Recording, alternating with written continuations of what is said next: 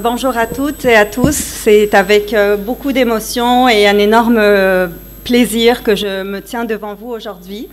Donc, Dr Benrahnem m'a contacté pour parler des nouveautés en néphrologie, avec le thème d'aujourd'hui, focus sur la thérapeutique et mon domaine de prédilection étant le diabète. Donc, je vais vous parler des nouveautés en matière de néphropathie diabétique.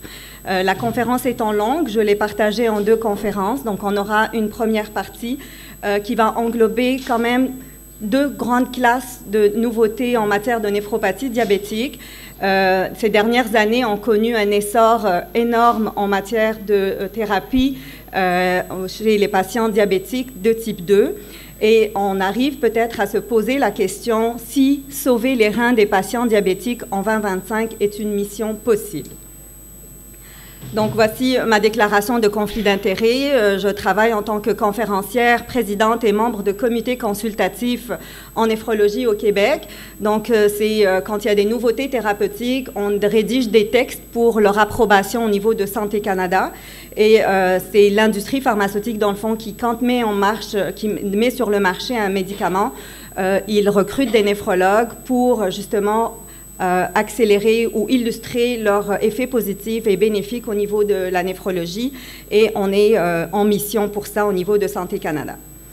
Les objectifs de la conférence d'aujourd'hui, donc on va faire un petit survol sur l'épidémiologie actuelle de la néphropathie diabétique, de la néphropathie diabétique dans le monde, quelles sont les stratégies thérapeutiques actuelles et cette notion de risque résiduel qu'on entend souvent, on va l'illustrer. Puis on va parler de la place des SGLT2 inhibiteurs, la place des ARM non stéroïdiens. On va finir par réviser les données probantes qui ont permis à ces deux classes de médicaments d'avoir leur place en matière de néphroprotection. Et on finira par un aspect un peu pratico-pratique, comment gérer les ARM non stéroïdiens dans la prescription quotidienne. Donc, en guise d'introduction, vous le savez, le diabète est un véritable problème de santé publique. Donc, en 2021, l'incidence globale était à plus de 536 millions de patients diabétiques dans le monde, et on estime que ce chiffre va augmenter de 46 % dans les prochaines années pour atteindre plus de 780 millions de patients en 2045. 4 patients diabétiques sur 10 de type 2 vont développer une maladie rénale chronique, et 3 patients diabétiques sur 10 de type 1 vont développer une maladie rénale chronique.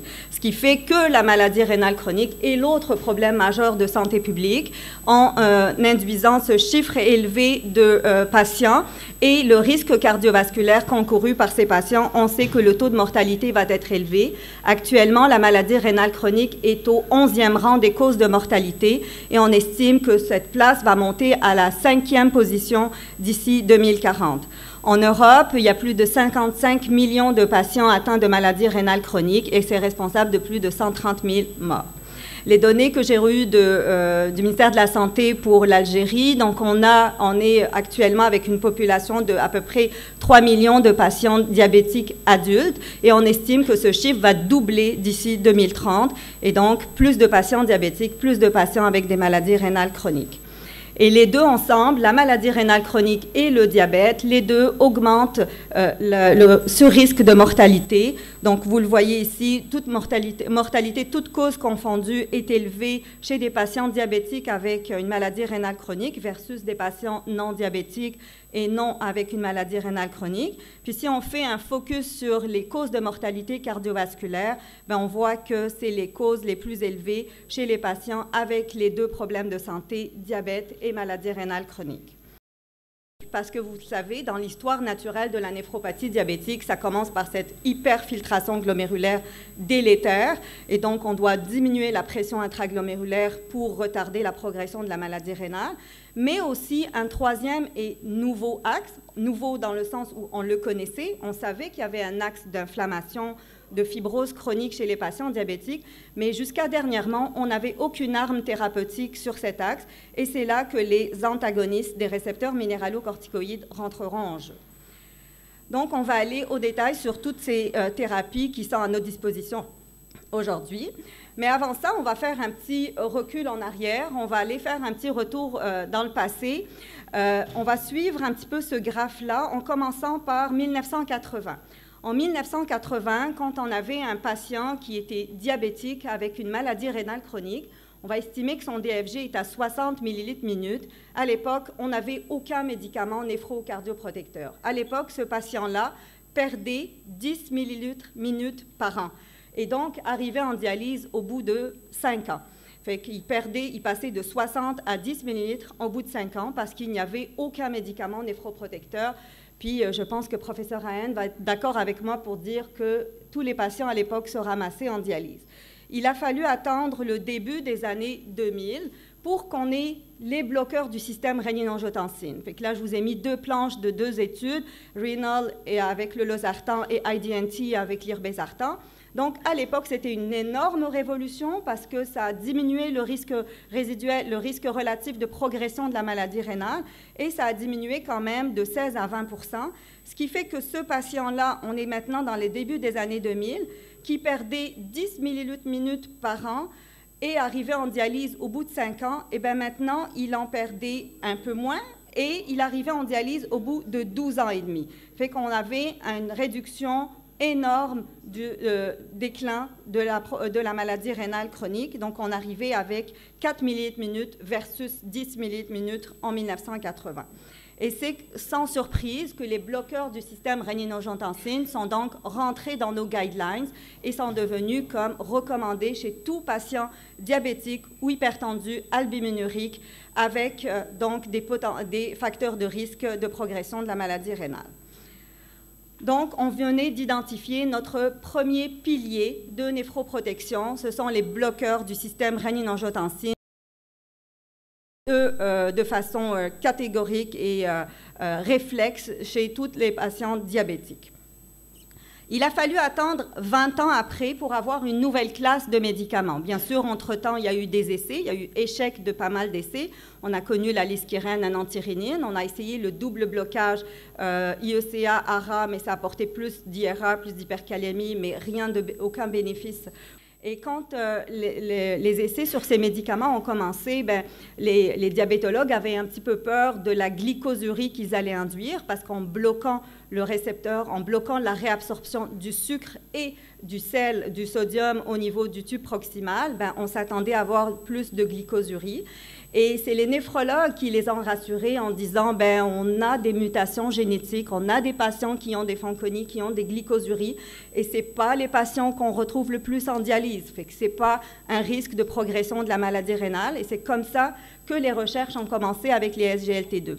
Et ce qu'il y avait dans cette molécule, c'est, comme je vous ai dit, c'est l'effet hémodynamique, parce qu'en baissant, en inhibant la réabsorption du sodium, ça créait comme au niveau de la macula densa, fait qu'il y avait plus de natriurèse, et donc ça avait un effet protecteur, en plus de certainement d'autres effets qu'on ne connaît pas encore des SGLT2 inhibiteurs.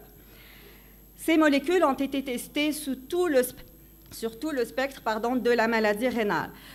Dernièrement, après un scandale qui est arrivé avec une classe d'antihyperglycémiants, tout nouveau médicament, pour qu'il soit approuvé par la FDA, doit démontrer sa sécurité, son innocuité d'emploi au niveau cardiovasculaire. Donc, ça va de soi que les premiers essais ont été en matière d'innocuité, de sécurité d'emploi cardiovasculaire. Mais les patients qui ont été recrutés, comme ici, c'est Impareg, vous voyez qu'on a quand même pris, même si les DFGE étaient hauts, mais on est descendu quand même jusqu'à des DFGE à 30 millilitres minute. On a pris des patients avec une maladie rénale, non albuminurique, microalbuminurique et même un petit peu macroalbuminurique. En faisant ce genre d'études pour la sécurité cardiovasculaire, on a détecté un signal aussi au niveau rénal qui sous-entendait que ces molécules avaient aussi un effet néphroprotecteur. L'autre étude, Canvas, est venue avec la canagliflozine. Même chose, c'était pour la canagliflozine, alors que Imparex, c'était pour l'empagliflozine. Donc, une autre classe de SGLT2, mais toujours pour la sécurité d'emploi cardiovasculaire et toujours un signal positif au niveau rénal. Declare TIMI avec la troisième classe des SGLT2 avec la dapagliflozine, qui était une très large étude de plus de 17 000 patients avec de hauts facteurs de risque cardiovasculaire, aussi avec des patients avec une maladie rénale chronique, avec aussi un signal positif de protection rénale. Et c'est comme ça que la première étude ciblant la néphroprotection a été instaurée en 2019 avec la canagliflozine, Credence, que vous voyez ici, qui avait pris tous des patients macroalbuminuriques. Le DFGE moyen était de quand même un peu plus haut de 57 ml/minute, mais on avait démontré qu'effectivement, la canagliflozine avait un effet néphroprotecteur en plus de son néphrocardioprotecteur en ralentissant la progression de la maladie rénale. Credence a été critiqué à cause de sa black box d'amputation, mais plutôt Canvas a été critiqué, mais on n'a pas vu ça avec Credence. DAPA-CKD est venu confirmer un peu les données avec la canagliflozine. On est descendu un peu plus bas, on a pris des patients un peu plus à risque. Ici, on avait pris des patients diabétiques et non diabétiques, et on avait pris des patients avec 46 ml/minute en moyenne de DFGE, tous macroalbuminuriques. Et là aussi, il y avait une réduction, un ralentissement de la progression de la maladie rénale de plus de 39% avec DAPA-CKD, qui était d'une robustesse assez impressionnante. Dernière étude, c'est IMPA-Kidney. IMPA-Kidney a ratissé beaucoup plus large, c'est la churée noire que vous voyez ici. Donc, on a pris des patients non albuminuriques, des patients microalbuminuriques, des patients macroalbuminuriques, des DFGE qui dépassaient les 60 ml/minute et des DFGE qui descendaient jusqu'à 20 ml/minute. Vous voyez, donc, on a ratissé tout le spectre de la maladie rénale, sauf patients en dialyse. Et toutes ces études que vous voyez résumées dans ce tableau-là, que ce soit une population diabétique ou non diabétique, on est tous du côté gauche de la courbe en faveur des SGLT2, et donc en démontrant un ralentissement et un effet cardioprotecteur déjà prouvé, mais on a confirmé un effet néphroprotecteur. Il y a eu cette SMART-C qui est une méta-analyse de toutes ces études. Je pense qu'on n'a pas eu d'études avec autant de patients, autant d'échantillonnage, plus de 90 000 patients sur une méta-analyse de plus de 13 essais, qui a démontré donc un ralentissement de la progression de la maladie rénale de 37%, mais aussi des complications cardiovasculaires, de diminution des hospitalisations pour défaillance cardiaque.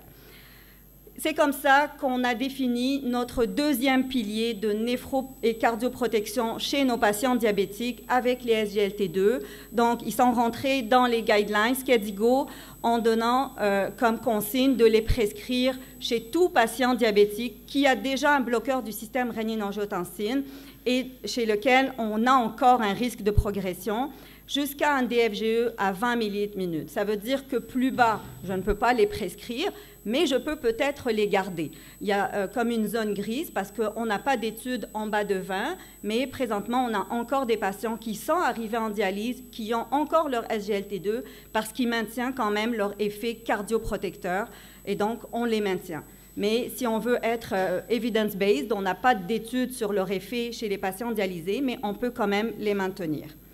Donc, c'est notre deuxième pilier en matière de néphropathie diabétique. En plus de nos bloqueurs du système rénine-angiotensine, un SGLT2 doit faire partie de la prescription usuelle chez tout patient diabétique de type 2. Malgré cela, les études au follow-up des 3 dernières études, donc 2019 pour Credence, DAPA-CKD 2021, 2022 pour IMPA-Kidney, on avait un petit follow-up de 2 ans, 2 ans et demi, puis on voyait qu'il persistait quand même un risque résiduel de progression. Fait que malgré ces 2 piliers de néphro et de cardioprotection, les patients continuaient à décliner. Les complications microvasculaires quand il était donné à 4 mg et non pas à 2 mg. Est-ce que mon traitement n'est pas optimisé? Ou si mon traitement est optimisé, j'ai ma bonne dose d'irbésartan, j'ai ma bonne dose de SGLT2, mais mon patient continue à décliner, ça veut dire que probablement il y a d'autres facteurs de risque sur lesquels je n'ai pas encore agi. Et ces facteurs de risque, c'est justement là que les antagonistes des récepteurs minéralocorticoïdes trouvent leur place. Donc, c'est le 3e axe de l'inflammation et de la fibrose. Avant que je vous parle de mécanismes d'action des ARM, on va faire un petit rappel sur le récepteur minéralocorticoïde. Donc, vous le savez, c'est le récepteur minéralocorticoïde, donc c'est le récepteur de l'aldostérone, de la cortisol.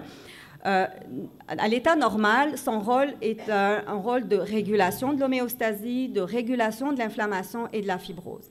Mais dans notre diète actuelle, hyper salée, hyper sucrée, dans notre stress oxydatif, on est tous en hypercortisolisme, ben, ça fait qu'il y a une suractivation constante et permanente de ces récepteurs minéralocorticoïdes. Puis ce récepteur, lorsque l'aldostérone ou la cortisol se lient, la façon dont il agit, c'est qu'une fois que la cortisol est liée, il y a un changement conformationnel de sa structure qui va faire qu'il va recruter des ligands pro-inflammatoires, qui va transcrire des gènes pro-fibrotiques et pro-inflammatoires. Alors, au lieu de réguler l'inflammation et la fibrose, parce qu'il est trop sollicité, il est suractivé, eh bien, on va avoir un recrutement d'agents pro-inflammatoires. Et donc, si on fait des biopsies, si on fait des études histologiques, on va voir une prolifération macrophagique, une prolifération fibroblastique, et c'est ce qui accélère un petit peu le vieillissement rénal. Donc, c'est ça qui fait qu'il y a une accélération et une progression de la maladie rénale. La finérénone, elle...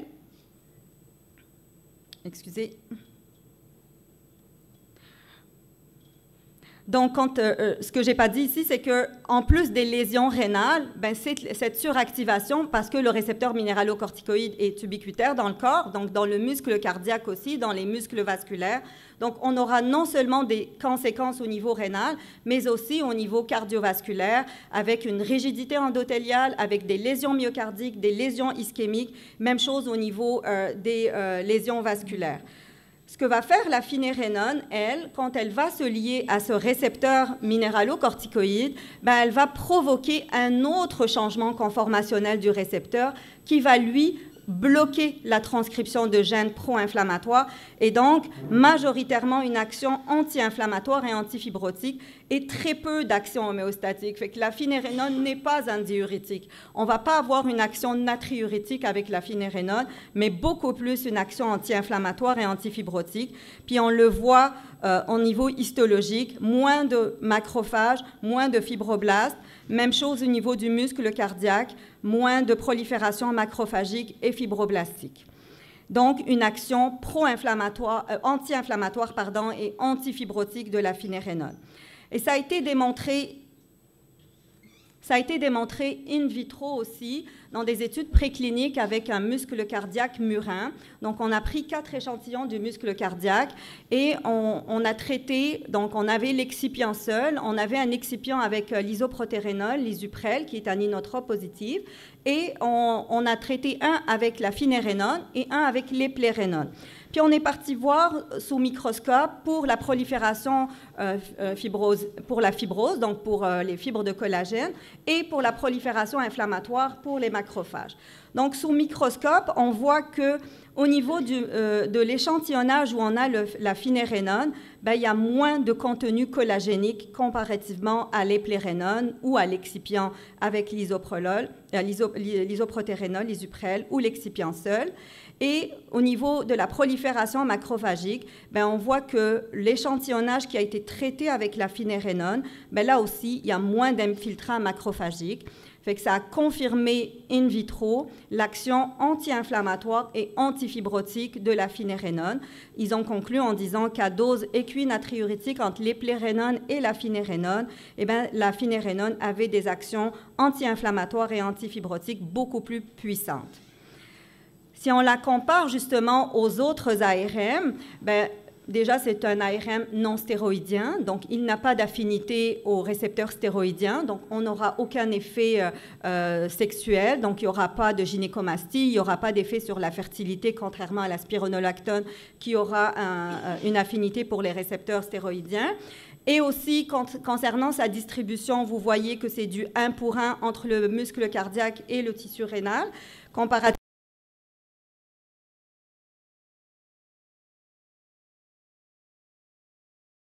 avec la spironolactone, contrairement à la finérénone. On voit que la demi-vie est courte, mais ça ne veut pas dire que la durée d'action est courte. En fait, la durée d'action est donnée par le changement conformationnel qu'elle induit au récepteur qui, lui, dure 24 heures.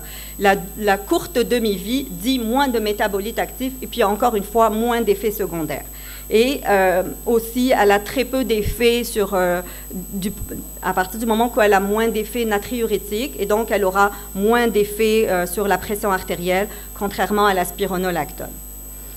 Mais ça reste un antagoniste des récepteurs minéralocorticoïdes et donc il y a quand même un risque d'hyperkaliémie, même si ce dernier est moindre, encore une fois, comparativement à la spironolactone. Et on a testé la spironolactone et la finérénone à différentes doses, mais on voit quand même qu'à 10 mg, on a moins d'hyperkaliémie comparativement à la spironolactone entre 25 et 50 mg. Quelles sont les données probantes pour les ARM non stéroïdiens? Donc, qu'est-ce qui a poussé toutes les sociétés avantes et les recommandations à mettre les ARM non stéroïdiens comme piliers thérapeutiques chez les patients diabétiques avec une maladie rénale? Ben, c'est cette grande méta-analyse qu'on appelle Fidelity. Donc, Fidelity est une méta-analyse de 13 000 patients qui a regroupé 2 études jumelles, Fidelio et Figaro. Dans le fond, Fidelio est une étude qui avait comme objectif, comme outcome principal, un outcome rénal et un outcome secondaire cardiaque.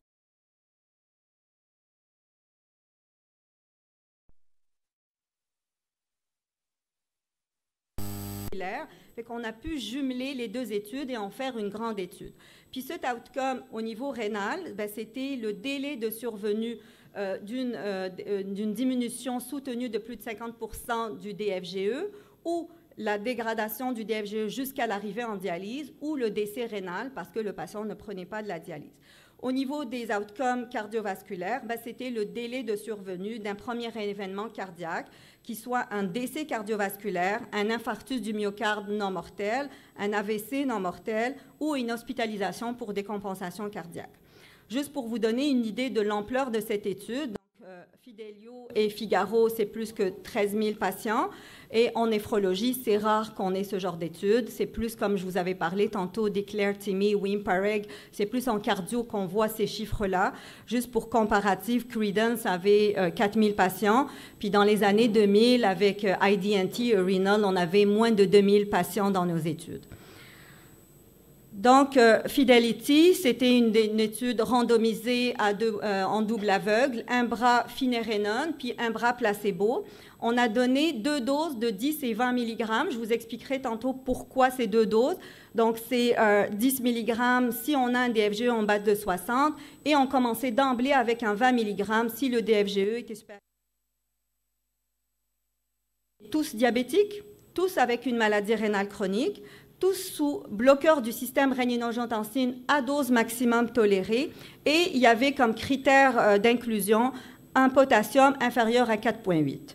On a exclu les patients qui avaient une insuffisance cardiaque avec une fraction d'éjection réduite. Ça reste encore l'indication de la spironolactone. Les HTA réfractaires, ça reste encore l'indication de la spironolactone. Des diabètes mal contrôlés et autres causes de maladies rénales autres que le diabète.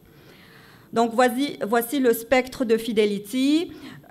Donc, les 2 ensemble, ça a donné ce spectre-là. Donc, des patients majoritairement macroalbuminuriques, microalbuminuriques aussi, des DFGE qui montaient jusqu'à plus que 90, mais qui descendaient jusqu'à en bas de 25. Mais si on veut faire en moyenne, donc on avait 40% qui avaient plus que 60 et 60% qui avaient moins de 60, un DFGE moyen de 57. Et majoritairement tous macroalbuminuriques. L'âge moyen était de 65 ans, l'hémoglobine glyquée était à 7,7. Ils avaient tous quand même un bon contrôle de pression artérielle, 137 sur 76. Diabétiques depuis plus de 15 ans quand même, avec dans 46% des cas des patients qui avaient déjà présenté un événement cardiovasculaire, donc quand même des patients assez malades. Vous voyez que 99% d'entre eux, à l'inclusion, avaient déjà un bloqueur du système rénine-angiotensine, très peu de patients sous SGLT2 et très peu de patients sous GLP1. Fidelity a commencé comme en 2019, puis à l'époque, on n'avait pas encore les données probantes sur les SGLT2 et donc très peu de patients qui avaient les SGLT2 et les GLP1 à l'époque. Les résultats de cette étude, donc on a montré qu'avec la finérénone, on avait une séparation précoce des 2 courbes. Vous voyez la courbe placebo et la courbe finérénone avec donc une réduction du risque relatif de l'événement rénal de plus de 23% avec la finérénone et une séparation précoce dès la première année. si on voit les différents composés de cet outcome rénal, ben, le déclin soutenu du DFGE était très positif, donc une nette protection à ce niveau-là en faveur de la finérénone. Si on voit le spectre du DFGE ou de la protéinurie, peu importe le DFGE, il y avait un effet positif de la finérénone. J'allais dire peu importe l'albuminurie, mais je dirais même plus quand ils sont macroalbuminuriques, plus ils sont protéinuriques, plus la finérénone va être efficace chez ces patients-là. D'ailleurs, la protéinurie a été réduite de 31% et maintenue tout au long de l'étude jusqu'à 36 mois. Et ça, dès le 4e mois, on a vu une réduction impressionnante de la protéinurie sous finérénone. Il y a eu un signal comme quoi, quand on commence ces médicaments, il y a eu un petit déclin du DFGE à l'introduction, comme on voit à peu près avec les SGLT2. Les SGLT2, c'est compréhensif parce que c'est un effet hémodynamique. On agit au niveau du glomérule. Mais au niveau de la finérénone, qui, elle, est un récepteur minéralocorticoïde, on sait qu'on est dans le tube collecteur, on est un petit peu dans le tube distal, les cellules intercalaires, mais pourquoi est-ce qu'il y avait ce déclin initial? On n'est pas supposé agir au niveau du glomérule, mais ce n'est pas encore expliqué. On ne sait pas. Peut-être qu'il y a encore des choses qu'on ignore de la finérénone. Mais en tout cas, ce n'est pas un déclin délétère parce que là aussi, comme ce qu'on voyait avec les SGLT2, ce déclin tend à s'amoindrir pour se séparer par rapport au placebo. Et il y a même un déclin moins prononcé qu'avec le placebo. Donc, dans le fond, si on ne mettait pas du tout une finérénone. Au niveau des outcomes cardiovasculaires de Fidelity, ben, là aussi, il y a eu une réduction des événements cardiovasculaires avec surtout une réduction des hospitalisations pour décompensation cardiaque et d'événements cardiovasculaires à hauteur de 14%. On s'est questionné, même si l'échantillonnage de patients sous SGLT2 était faible, 6%, on s'est dit, est-ce que les patients qui avaient l'SGLT2 avaient eu un effet synergique, combiné, additif, et ils étaient plus protégés avec la finérénone et le SGLT2 versus les autres patients qui n'avaient pas un SGLT2. C'est très difficile de se prononcer dans cette analyse de sous-groupe. On voit ici que oui, ça semble être plus bénéfique quand on a un SGLT2 déjà en cours, mais encore une fois, l'échantillonnage étant très peu, moins de 500 patients, c'est très difficile de conclure sur est-ce qu'il y avait un effet combiné ou synergique des deux molécules. Concernant les effets secondaires, j'appellerais pas ça des effets secondaires peut-être parce qu'il n'y en a pas eu en tant que tel. La finérénone a baissé la pression de moins 3 mmHg. Il n'y a pas eu du tout de gynécomastie, aucun effet sur l'hémoglobine glyquée, donc pas d'hypoglycémie, à part, bien entendu, le risque d'hyperkaliémie, mais pas une hyperkaliémie menaçante jusqu'à arrêter le médicament. On a comme analysé justement le sous-groupe de patients avec SGLT2 parce qu'on connaît que les SGLT2 ont une action un petit peu kaliurétique, donc il y a peu hypokaliémiante. Et qu'on est parti voir, même si c'est un petit échantillonnage, est-ce que le petit sous-groupe qui avait un SGLT2 avait un effet protecteur? Effectivement, ceux qui avaient un SGLT2 avec la finérénone ont fait moins d'hyperkaliémie que les autres. Fait que probablement cette action combinée peut être bénéfique sur ce plan-là. Fait que c'est comme ça que les ARM non stéroïdiens sont rentrés dans les guidelines. Donc, ils sont prescrits depuis 2022 et ils sont dans les guidelines KDIGO chez tout patient diabétique avec un DFGE de plus que 25, avec ce qu'ils appellent une persistent albuminuria, donc une albuminurie persistante. Idéalement, recommandé d'avoir un potassium inférieur à 5 à l'introduction et qu'ils aient au moins des bloqueurs de système rénine-angiotensine à dose maximum tolérée. Et donc, c'est comme ça qu'on a notre troisième pilier de néphroprotection pour nos patients diabétiques avec une maladie rénale chronique. Au Canada, il est commercialisé au nom de Kerendia depuis 2022. On le prescrivait avant sous patient d'exception. Donc, il fallait qu'on écrive tout un courrier à la CNAS pour leur dire voilà l'indication, voilà pourquoi je donne ce médicament. Mais depuis la fin de l'année 2024, il est prescrit en tant que pas patient d'exception, mais médicament d'exception. Dans le fond, on remplit toujours un formulaire, mais moins compliqué. On met juste les exigences qu'on est devant un patient diabétique, qu'il a déjà un bloqueur du système rénine-angiotensine, qui a un DFGE plus de 25 et qui a une protéinurie. Et dans les 5 jours, le patient est pris en charge et qui est remboursé. Donc, il fait partie maintenant de l'arsenal thérapeutique des patients diabétiques. En pratique, donc, je vous ai dit qu'il y a 2 molécules. Il y a le 10 mg et le 20 mg. Je m'excuse. On peut les prendre avec le repas, sans le repas. On peut les écraser, on peut les prendre avec de l'eau, avec du jus. Il n'y a aucune exigence particulière. La population cible, je vous l'ai dit. Puis, comment instaurer le traitement? Donc, si on a un DFGE supérieur à 60, je le commence d'emblée à 20 mg. Si mon DFGE est en bas de 60, je commence à 10. Mon autre exigence, c'est de voir mon potassium. Si mon potassium est inférieur à 4,8, je le commence selon mon DFGE, soit à 10 ou à 20, ça dépend où j'étais. Et je fais un contrôle 4 semaines après. 4 semaines après, je contrôle mon potassium. Ce n'est pas une semaine après comme avec les bloqueurs du système rénine-angiotensine. C'est vraiment 4 semaines après à cause de la longue durée d'action. Et à ce moment-là, je vais voir. Si mon potassium est monté plus que 5,5, à ce moment-là, si j'étais à 20, ben, je descends à 10. Si j'étais à 10, mais je suis montée à 5,5, parce que j'étais à 10, fait que peut-être que mon patient est plus proche de 25 millilitres minute, fait qu'on a un plus gros risque d'hyperkaliémie. À ce moment-là, je fais un hold de 72 heures, j'arrête ma prescription, puis je vois, est-ce que je pourrais peut-être mettre un Coversil plus, rajouter un endapamide, ajuster mes diurétiques, rajouter quelque chose qui soit un peu hypokaliémiant, pour contrer l'effet hyperkaliémiant de la finérénone et tenter de la réintroduire.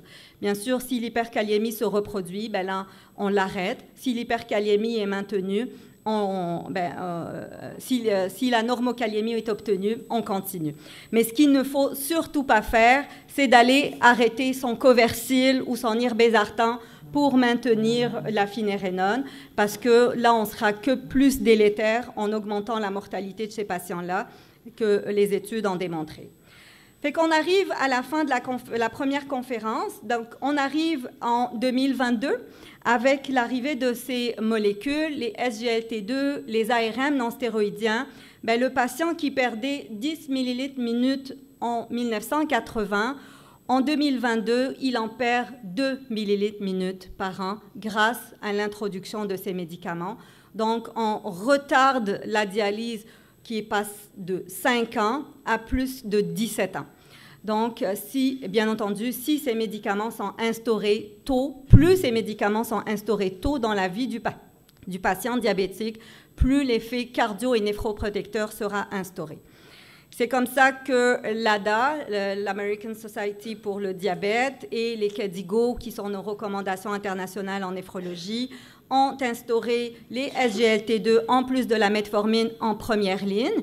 Puis en deuxième ligne, on a les GLP-1 agonistorécepteurs qu'on va voir plus tard et les ARM non stéroïdiens parce que, vous l'avez vu, les KDIGO les ont prescrits en disant albuminurie persistante. Ça veut dire malgré un bloqueur du système rénine-angiotensine, malgré un SGLT2, si on a toujours une protéinurie positive, c'est là que les ARM vont être placés.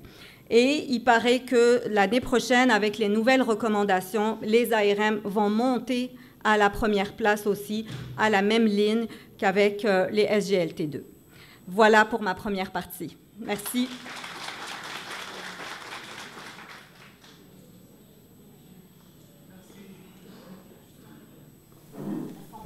Oui. Merci, Dr. Benhoussi. Pour les questions, ça sera 5 minutes, s'il vous plaît. Merci pour votre communication, c'était vraiment excellent. Voilà, on prend les questions pour l'audience. S'il vous plaît, soyez précis et court, si vous pouvez. Il y a je pense qu'il y a un micro ici. Non? Oui, Dr. Zappa. Bonjour.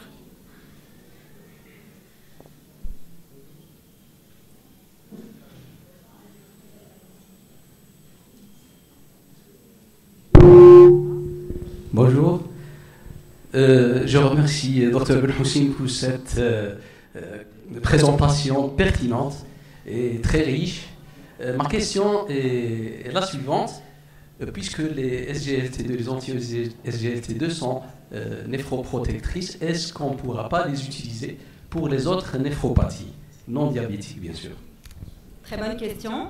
Dans le fond, on avait 2 études qui ont démontré leur effet néphroprotecteur hors diabète.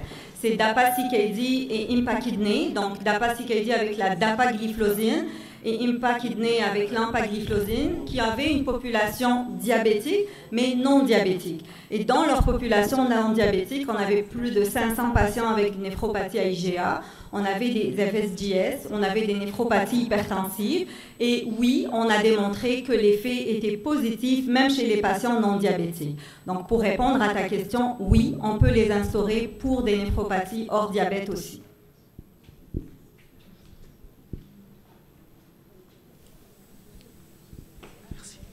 Salam alaikum.